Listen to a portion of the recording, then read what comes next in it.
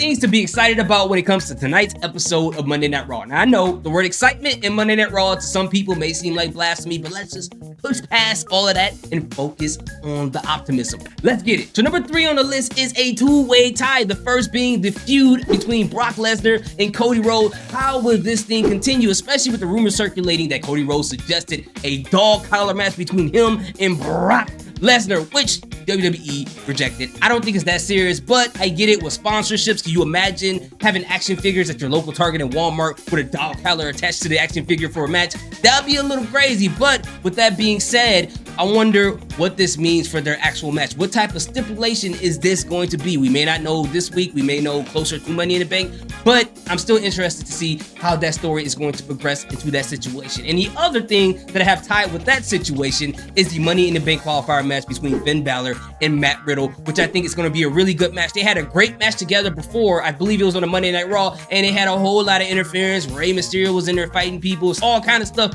But up until that point, it still was a good match. It is going to be super physical. I think the winner is obvious here. It's going to be Finn Balor, with Money in the Bank being in London. So, hey, just give us a good match and I'll be happy. Let's keep going. Number 2 on this list is like number 3. It is 2 different situations, but under the same umbrella. It is the 2 women's Money in the Bank qualifying match. The first being Becky Lynch versus Sonya Deville. The second being Zoe Starks versus Natalya. Now, I think the outcome of both of these matches are pretty obvious. Natalya's going to take another L. She's been doing that lately, of course. But then on the other side, Becky Lynch is definitely going to lose that match because I feel like Zoe Starks and Trish Stratus is going to get involved and cost her this match. Now, I'm more interested in this. It's not for the matches themselves, but it is about the overarching storyline, because if you think about it, when it comes to Becky Lynch, whether it be Becky Lynch versus Trish or Becky Lynch versus Bayley, she's had way more interesting build-up, even at times storylines for her matches than both of the singles women's championships belts. She's been holding it down for the non-title holders, if you think about this, okay? I know she had the tag team championship belt,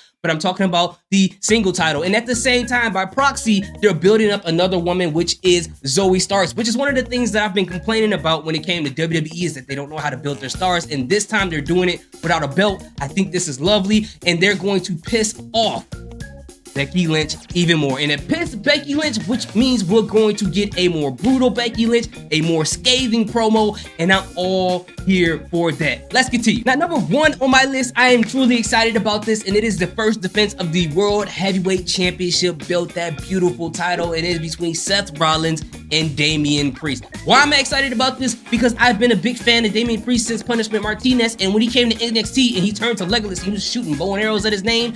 People were saying if he goes to the main roster, he's not going to be anything more than a lower mid-card, maybe even get released in the first year. I kept sticking to the faith. I kept telling people, hey, this guy's going to be great if they give him the great matches. But once he came to the main roster, people still was talking that stuff. Still, until he got into the Judgment Day. But even when he first came to Judgment Day, people were still talking their crap until Finn Balor got involved. Now everybody's on a boat. Great, welcome. I'm glad you guys are here. But this match tonight ultimately is going to be a great match. It is Seth Rollins, Damian Priest, especially coming off the match he had at Backlash in Puerto Rico. I think this is going to be an amazing match. Now, there has been rumors saying that Seth Rollins is going to lose this match, but I think common sense is telling us there's no way that Seth Rollins is losing this match.